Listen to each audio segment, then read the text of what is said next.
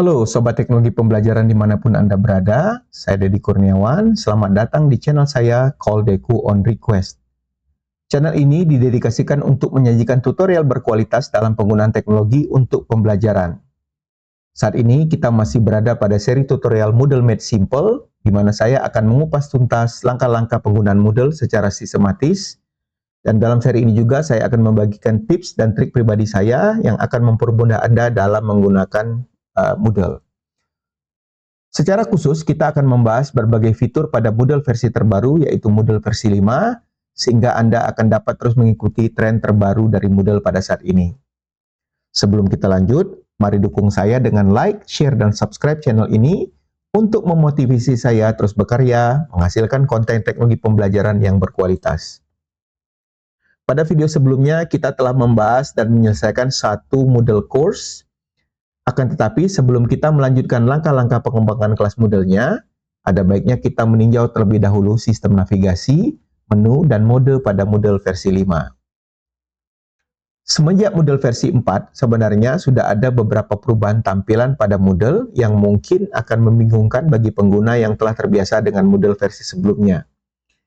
Di Moodle versi 5 ini sebenarnya hanya ada sedikit perubahan dalam segi tampilan, tetapi sepertinya akan lebih mudah bagi kita untuk menavigasi Moodle dengan memahami fitur-fitur dalam versi terbaru ini. Oleh karena itu, episode kali ini akan menjadi landasan untuk pengembangan pada video-video berikutnya, di mana kita akan memberikan label pada fitur-fitur dan fungsi dasar di Moodle, sehingga mempermudah Anda dalam penggunaan istilahnya di episode berikutnya. Sebelumnya, kita harus memahami terlebih dahulu bahwa tampilan layout termasuk menu pada Moodle bersifat kontekstual. Artinya fitur ini tergantung pada role pengguna yang mengakses dan area kerja di web Moodle. Setiap role akan memiliki tampilan yang sedikit banyak berbeda. Pertama, jika kita perhatikan pada layar berikut, ini adalah tampilan site home default yang dapat dilihat oleh semua pengunjung web Moodle, termasuk mereka yang belum memiliki akses sebagai pengguna atau biasa kita sebut sebagai guest. Tentu saja, tidak banyak yang bisa dilihat dan dikerjakan di layar web seperti ini. Misalnya, pengunjung hanya dapat melihat course yang sudah tersedia, tetapi belum bisa mengakses isinya. Ini akan berbeda jika seseorang telah memiliki akun dan login ke Moodle atau biasa disebut sebagai authenticated users, atau biasa disingkat juga sebagai user. Untuk dapat mengakses Moodle secara penuh, kita akan terlebih dahulu login ke Moodle sebagaimana saya demonstrasikan berikut.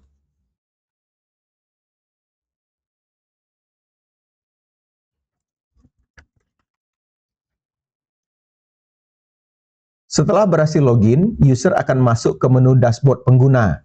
Dashboard adalah semacam laman khusus yang menjadi landing site bagi authenticated user dan berisi berbagai informasi yang dikhususkan bagi user tersebut. Misalnya kalender kegiatannya, timeline, upcoming event, dan lain sebagainya. Selanjutnya, mari kita perhatikan baris menu paling atas di sini. Ini adalah menu yang kita sebut sebagai main menu. Pada saat login, akan ada penambahan menu baru yang hanya biasa diakses oleh user, yaitu dashboard, my courses, dan site administration. Pertama, dashboard seperti yang telah dijelaskan sebelumnya adalah sebuah landing site bagi user yang berisi rangkuman aktivitasnya di dalam sebuah web Moodle. Kedua, my courses adalah menu yang berisi daftar course yang telah dimiliki user baik sebagai student maupun sebagai teacher. Dari area ini, user akan dapat mengakses dan mencari course yang dimilikinya. Terakhir adalah site administration. Menu site admin berisi fungsi-fungsi admin baik untuk course maupun keseluruhan web Moodle. Isi menu tergantung role pada pengguna. Semakin tinggi role-nya, semakin banyak dan kompleks pula isinya. Misalnya, sebagai course creator di sini, saya memiliki dua fungsi admin, yaitu fungsi course dan fungsi activity. Sementara role admin akan memiliki lebih banyak lagi fungsi. Kita tidak akan menunjukkan fungsi-fungsi pada role yang berbeda di sini, tetapi jika Anda penasaran dengan isinya, silakan tuliskan request dan Anda di kolom komentar dan nanti akan kita buatkan sebuah video untuk mengulas menu-menu pada site admin pada masing-masing role. Kemudian jika diperhatikan di sebelah kanan atas, ada beberapa icon dan menu pengguna. Pertama, ada notification yang digunakan untuk mengelola notifikasi dari sistem Moodle. Notifikasi ini dikirimkan secara otomatis oleh sistem untuk mengingatkan pengguna akan suatu aktivitas, misalnya login. Kedua, ada menu messages yang dapat digunakan sebagai sistem perpesanan di Moodle. Pengguna dapat saling berkirim pesan dengan menggunakan modul ini.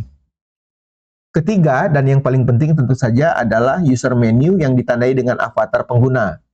User menu ini digunakan untuk mengelola profil, preferensi pengguna, dan lain-lain, termasuk foto profil. Karena isinya cukup kompleks, penjelasan detail akan saya tangguhkan dan insya Allah akan kita bahas dalam episode yang berbeda.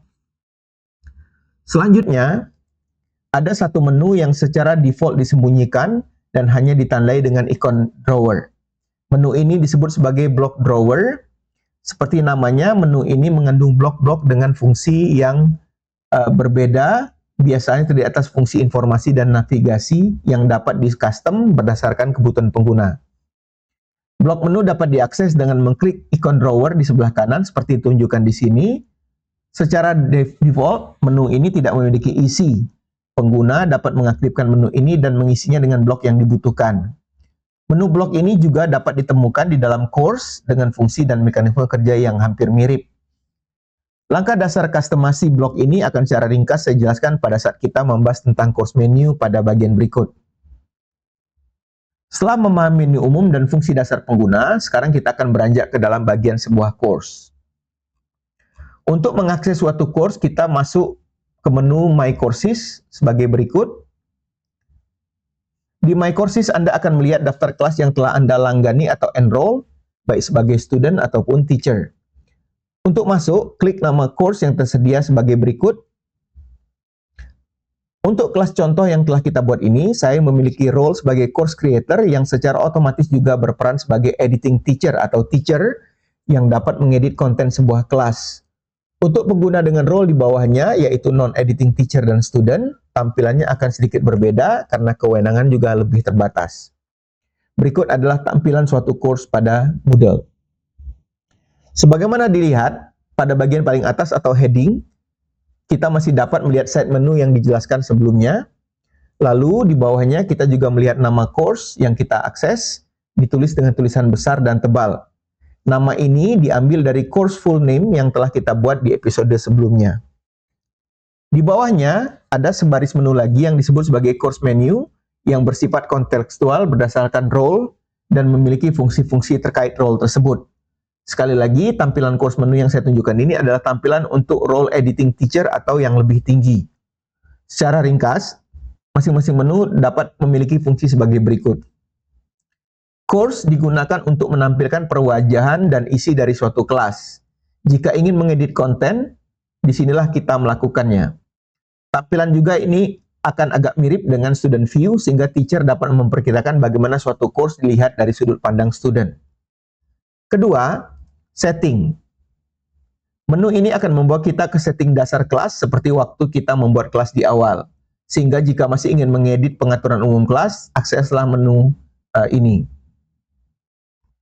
Ketiga, menu partisipan. Menu partisipan digunakan untuk pengelolaan partisipan atau peserta kelas, misalnya menambahkan student baru, melakukan grouping, dan lain sebagainya. Keempat, menu grades digunakan untuk pengelolaan penilaian kelas, termasuk menyusun sistem penilaian dan evaluasi, memberi nilai, bahkan menyusun laporannya. Kelima, menu activities digunakan untuk menampilkan daftar aktivitas di dalam suatu kelas, termasuk deskripsi dan detailnya, dan juga timeline-nya. Terakhir adalah menu more, yang masih terdiri atas beberapa submenu lagi, seperti misalnya question bank, content bank, completion status, dan lain sebagainya. Karena penjelasan detail untuk masing-masing menu ini cukup panjang, kita akan jelaskan dalam episode lain pada waktunya nanti. Selanjutnya, di bagian bawah menu course adalah bagian atau area yang kita sebut sebagai main content area. Di area inilah suatu kelas dan konten pembelajaran disusun dan diorganisasikan. Secara default, suatu main content area dibagi menjadi sections, yaitu unit-unit pembelajaran pada suatu course. Baru kemudian setiap section akan diisi dengan berbagai jenis konten sesuai kebutuhan. Pada Moodle versi 5, setiap isi konten dapat disembunyikan atau hidden dengan collapsible menu, sehingga suatu konten dapat kelihatan lebih rapi. Pada saat ini tentu saja jumlah sectionnya masih sedikit, karena secara default biasanya akan ada 4 section plus 1 section di paling atas, yang biasa saya sebut sebagai section 0 yang berlabel general. Juga di sini baru ada satu modul announcement yang otomatis dibuat pada saat suatu kelas dibuat. Pada episode berikutnya kita akan secara khusus membahas tentang section ini dan bagaimana cara menyusun dan mengorganisasikannya. Selanjutnya, saya akan beralih ke sidebar menu, yaitu menu yang terletak di area kiri dan kanan main content area. Moodle Course secara default memiliki dua area sidebar. Pertama, di area kiri ada icon drawer yang menyembunyikan menu. Jika diklik, akan muncul semacam course index atau table of contents yang berisi shortcut ke masing-masing section dan konten yang ada di main area. Dengan menggunakan shortcut ini, pengguna dapat langsung diarahkan ke section atau konten yang dimaksud, seperti berikut. Kedua, di bagian kanan juga ada satu lagi fungsi drawer dengan fungsi yang sama pada drawer pada dashboard. Fungsinya juga kurang lebih sama, yaitu berisi blok-blok dengan kustomisasi sesuai kebutuhan pengguna.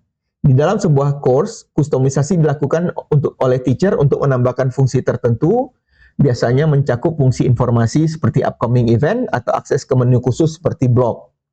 Secara default, blok drawer ini tidak langsung muncul.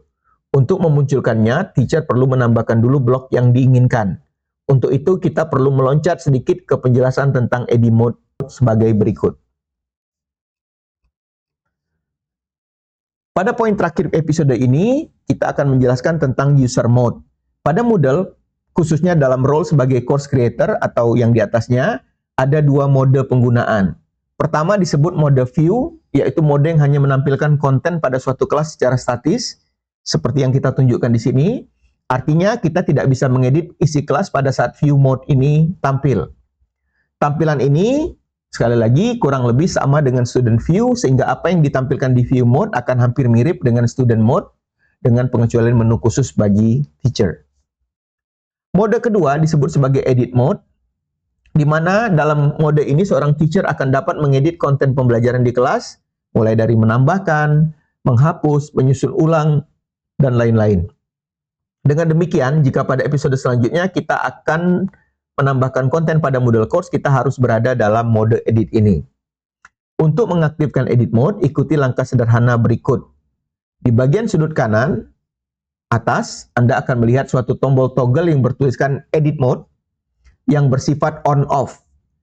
Klik toggle ini untuk mengaktifkan edit mode dan klik kembali untuk mematikannya dan kembali ke view mode. Berikut saya akan demonstrasikan cara mengaktifkan edit mode. Dalam edit mode, tampilan kelas akan berubah. Beberapa icon editing akan muncul, misalnya untuk mengedit section, menambah konten, hingga mengelola blog, sebagaimana dijelaskan sebelumnya. Satu catatan penting bahwa edit mode tidak hanya tersedia di dalam satu course, tapi juga di beberapa menu lain, misalnya di dashboard, grades, dan beberapa spot yang lain. Anda dapat mencoba menggunakan edit mode pada spot-spot yang saya sebutkan ini. Ingatlah kunci penting dalam mengaktifkan edit mode ini, karena dalam episode berikutnya kita akan memerlukan edit mode saat mengembangkan suatu Moodle course. Dengan berakhirnya penjelasan tentang edit mode tadi, berakhir pula lah episode kali ini. Ada beberapa kata kunci penting yang perlu kita ingat dari video ini, seperti nama-nama menu, navigasi area, dan mode pada Moodle, khususnya pada versi 5. Semoga Anda dapat memahami dan menghafalnya sebagai fondasi untuk langkah-langkah selanjutnya. Jika masih ada pertanyaan atau butuh penjelasan lebih lanjut, jangan ragu untuk mengajukan pertanyaan di kolom komentar. Jangan lupa lagi untuk like, share, dan subscribe, dan aktifkan lonceng notifikasi untuk memastikan Anda mendapatkan info tentang konten-konten terbaru dari channel ini. Demikian, terima kasih telah menonton video ini sampai ke ujung. Saya Deddy Kurniawan izin undur diri, sampai berjumpa lagi dalam video selanjutnya. Call Deku on Request, Promoting Computer Assisted Language Learning in Indonesia. Sampai jumpa.